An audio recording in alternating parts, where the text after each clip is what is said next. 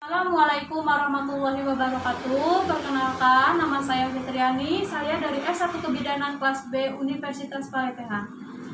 Di sini saya akan mempraktekkan pemrosesan alat atau dekontaminasi alat bekas pakai.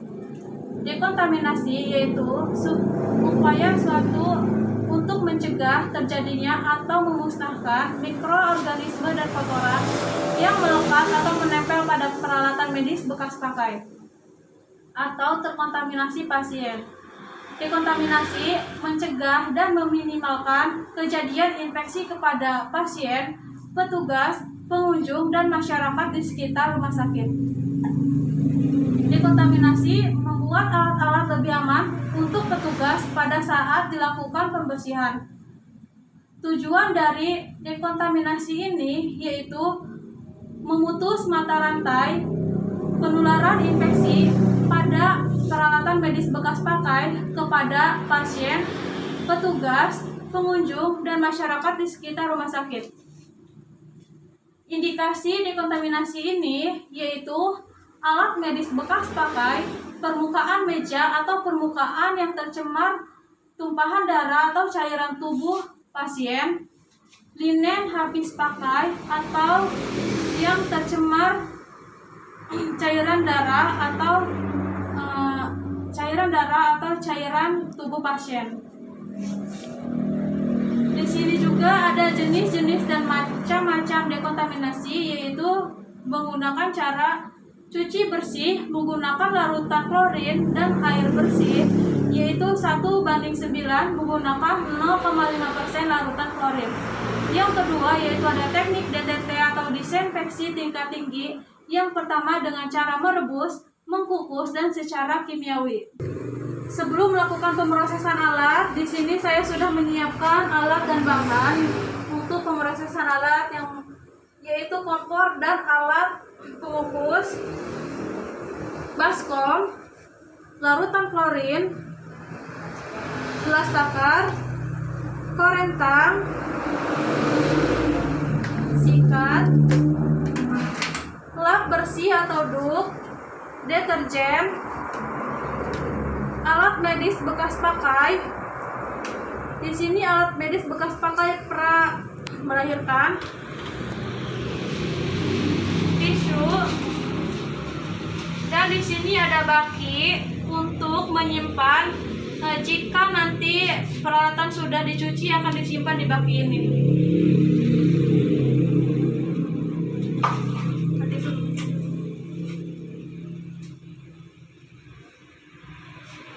Nah, di sini juga saya menggunakan APD, yaitu alat perlindungan diri.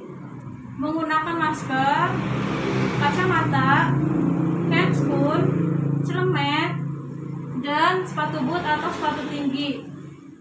Yaitu fungsi dari APD ini untuk mencegah ada percikan darah atau cairan tubuh pasien yang menempel pada tubuh kita.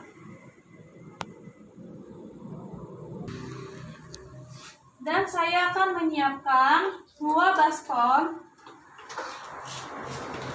Baskom pertama untuk cairan deterjen atau air deterjen. Yang kedua untuk membuat larutan klorin. Di sini saya akan menggunakan larutan sebanyak 3.500 cc dengan perbandingan 1:9 menggunakan 0,5% larutan klorin. Jika yang dibutuhkan 3.500 cc larutan, maka dibutuhkan 3.150 cc air dan 350 cc larutan klorin. Saya menggunakan gelas takar ukuran 500 ml dan saya akan memasukkan air ke baskom ini sebanyak 3.150 cc.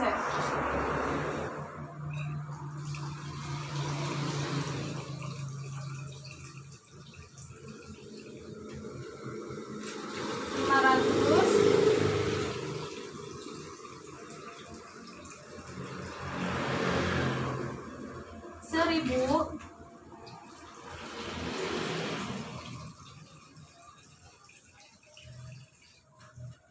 1.500,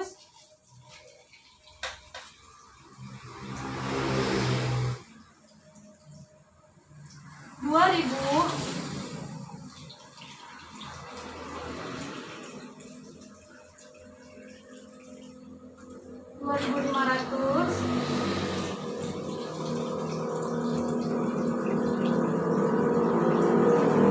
3.000 dan 150.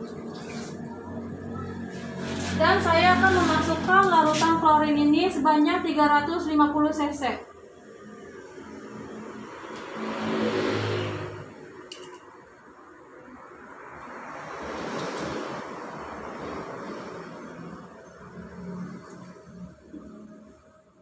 Kita masukkan larutan klorin.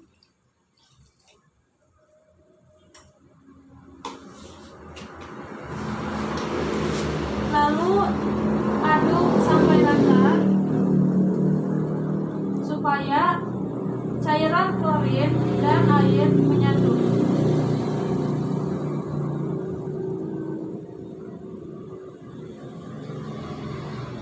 Nah, setelah diaduk rata, saya akan merendam alat bekas pakai ke dalam larutan klorin.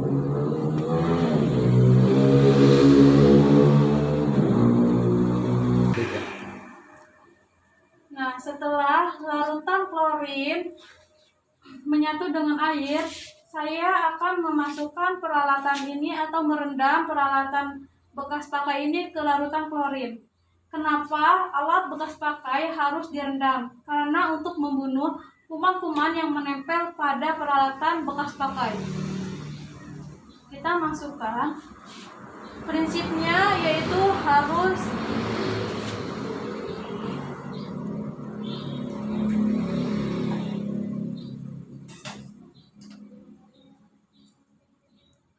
kita masukkan. Prinsipnya itu harus terisi penuh oleh larutan klorin. Alat-alat ini harus terisi larutan klorin. Nah, untuk alat-alat gunting ini sebaiknya kita membuka untuk memudahkan membersihkan kotoran pada sela-sela yang sulit terjangkau.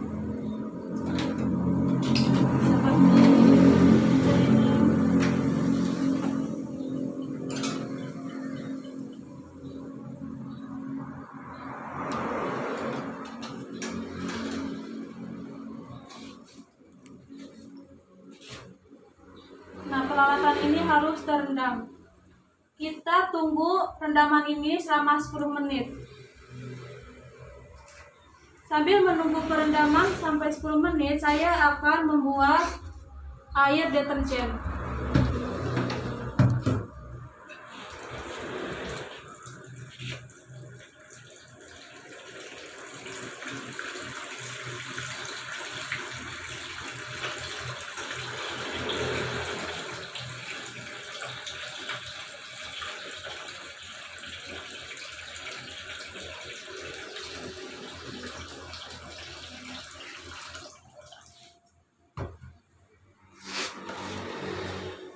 Masukkan deterjen ke air, lalu aduk supaya air dan deterjen tercampur.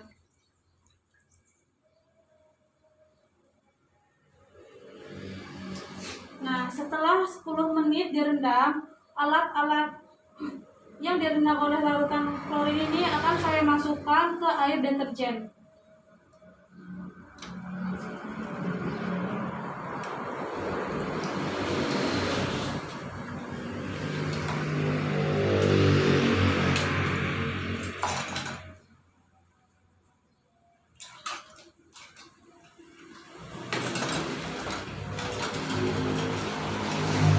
Menggunakan air deterjen karena untuk mempermudah membersihkan kotoran atau darah menempel pada peralatan tersebut.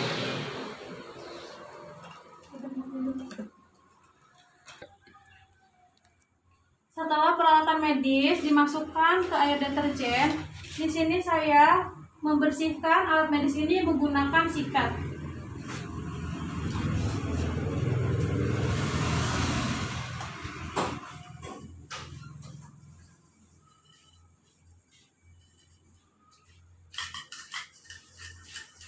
Dan mencuci dengan air bersih atau dengan air mengalir sampai busa deterjen hilang.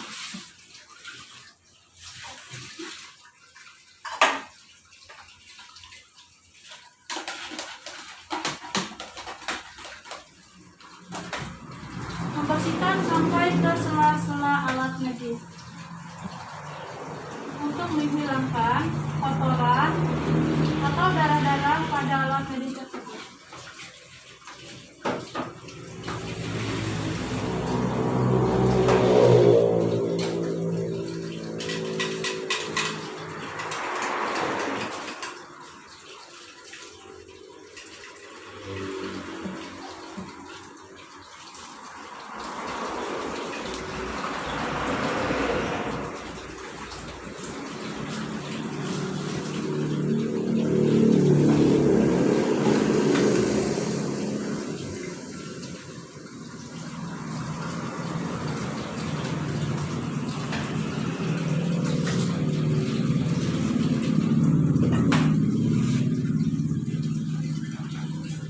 Nah, bersihkan gunting ke sela-selanya supaya kotoran atau darah yang menempel itu tidak ada lagi.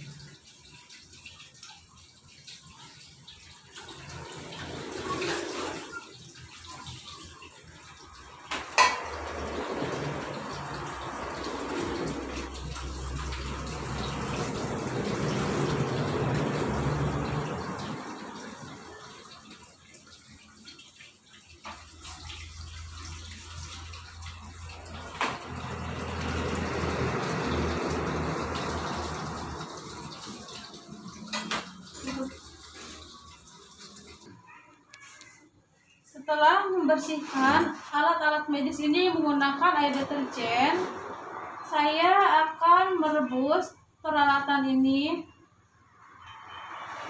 yaitu menggunakan teknik DTT, disinfeksi tingkat tinggi, yaitu merebus dan mengukus. Sudah menyiapkan kompor dan alat pengukus. Di sini saya sudah menuangkan air.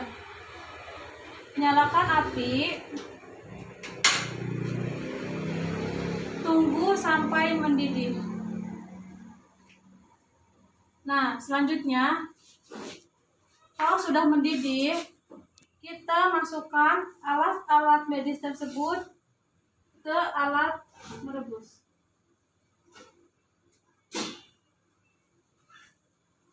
Disarankan menggunakan korentang karena uapnya takut terkena tangan kita.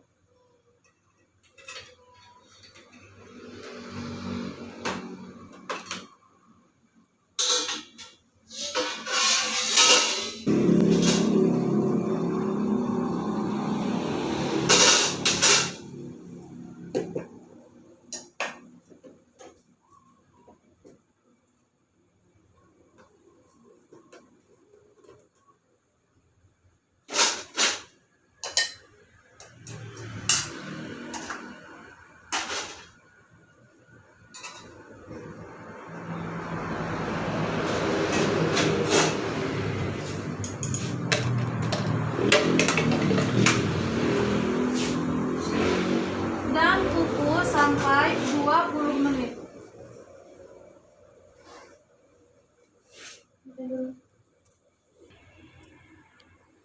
Dengan cara selanjutnya, saya akan menggunakan dua cara sekaligus, yaitu merebus dan mengukus. Nah, alat seperti kateter ini atau karet-karet yang alat-alat peralatan karet yang lainnya yaitu disarankan untuk dikukus. Cara pengukusannya yaitu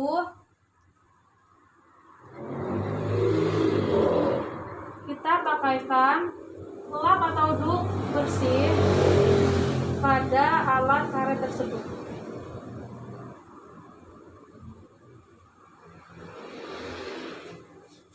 Nah, setelah ditutup menggunakan lap atau duk, kita masukkan ke pengukusan.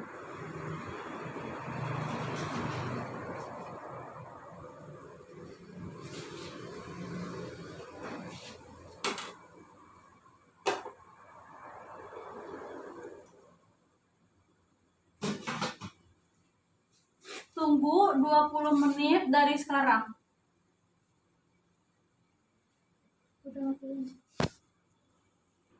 Nah, setelah prosesan pengukusan dan merebus sudah 20 menit, kita angkat alat-alat tersebut ke baki. Nanti pengangkatan peralatannya itu menggunakan korentang. Hati-hati karena uap panas.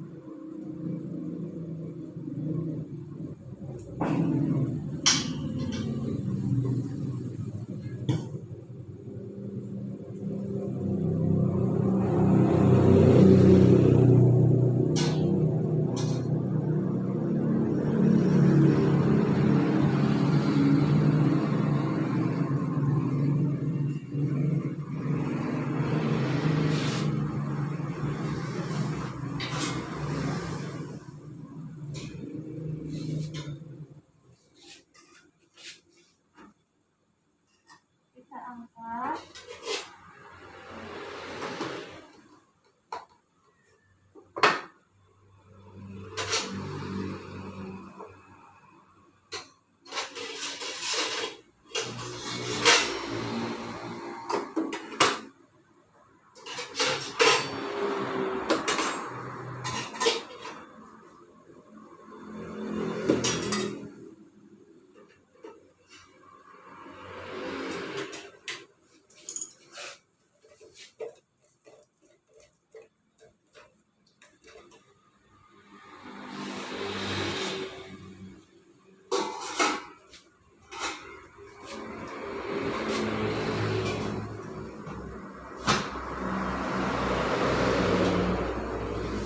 Nah, setelah alat-alat ini dikeluarkan di alat pengukus dan menembus, tiriskan terlebih dahulu atau lap menggunakan duk atau lap bersih.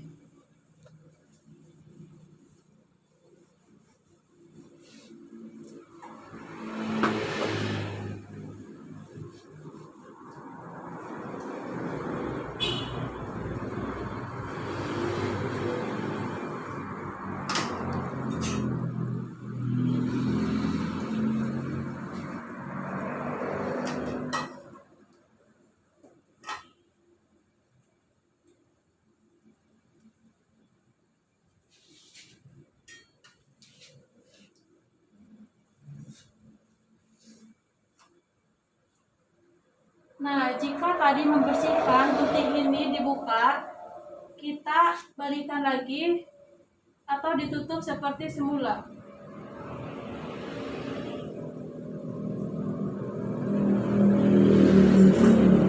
Setelah itu kita siapkan duk atau lap atau kain bersih untuk membungkus peralatan yang sudah tadi diangkat.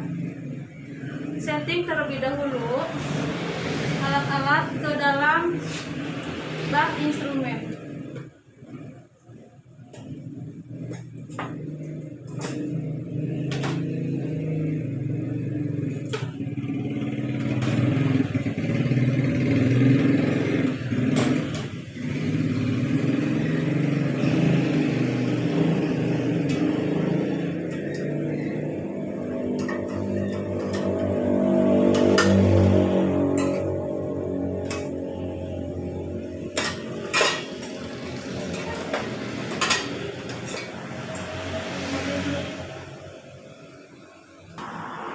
Selanjutnya, menutup bak instrumen dan membungkus menggunakan kain bersih atau duk.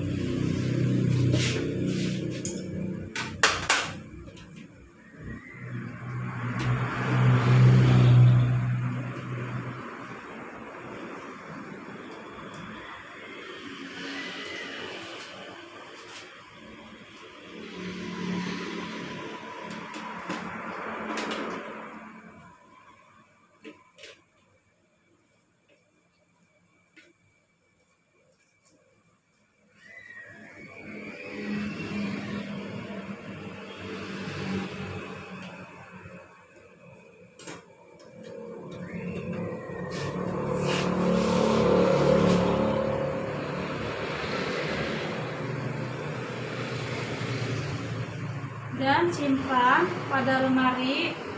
Dan alat ini sebaiknya digunakan sebelum 1 minggu.